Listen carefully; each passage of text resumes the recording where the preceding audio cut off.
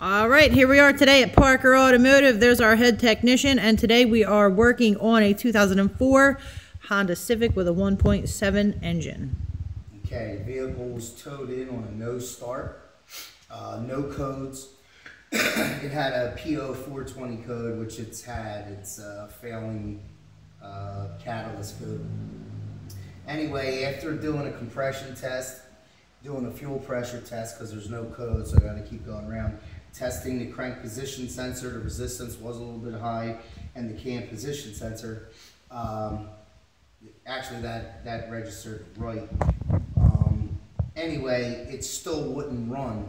After further examination, I did have number 1 and number 3 cylinders were low on compression. And what normally happens on these, a fail-safe is to go and pull. This right here is your cam position sensor.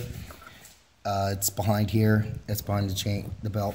I pulled it to test it, and then I cranked it over. And what happened was the vehicle actually started up. Now the vehicle started up because then it wasn't trying to tell itself where number 1 was. That's basically what it does. Anyway, after pulling it apart, like you can see, if you see my finger right here, that's the timing belt itself, and it's basically just, it's done. So what happened was it skipped a tooth, like you can see. So the timing's off. So Which means what? It stretched? No, it didn't stretch. This is just old. See all the cracks? It skipped the tooth, meaning that the belt was loose enough that it could actually turn one tooth over, which put the timing out of. Then it made the timing off. Right, and then because the computer knew that cam and the crank position sensor were okay, it couldn't distinguish that it wasn't firing at the right time. So then there was the no start. But like you can see, and just so you know, I don't know, you can see all the cracks, right? You see the cracks all the way across. Oops, I'm sorry. Yes. Right there, okay. So this car does have 174,000 miles on it, and the belt was never changed. The mechanic looked up the recommended specs this morning right out of the manual that came in the car, and what did it say was the recommended timing belt change? 110, 90%. Every vehicle, regardless of what that manufacturer said, should be done around 80 to 100,000 miles.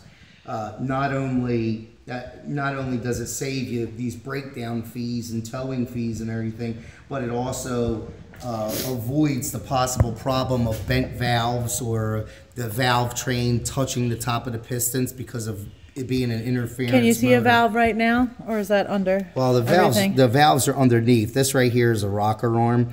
This is the adjuster for the lash. Here's the valve spring, and inside there is the valve itself. So what happens is when the cam is turning, the cam's turning this way. These are the exhaust intakes. The cam is the yeah, this is the cam, the long rod that goes in the middle. Yep.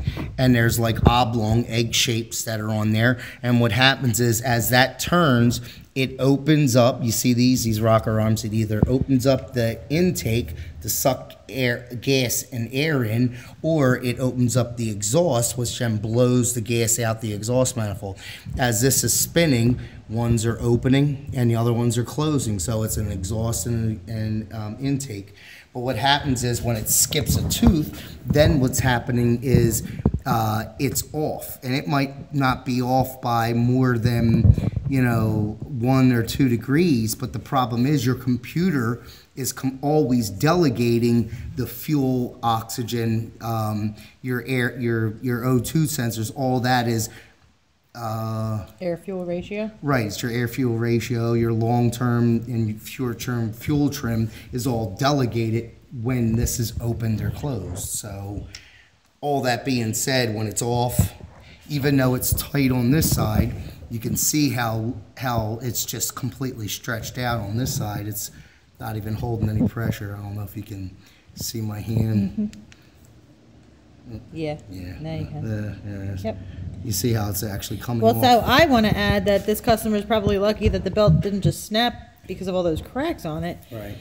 And they're lucky that it didn't snap off while they were driving, and as the mechanic explained, bend the valves that are underneath here. The valve's just like a long, thin piece of metal, but a lot of times when your timing belt breaks while you're driving, they get bent because it just gets all jammed up because your cams are still spinning and everything's still going up and down, and it gets bent. The cam's not spinning, but the pistons are, and that's the problem. So then when that happens, well, then you got to rebuild the top of your motor.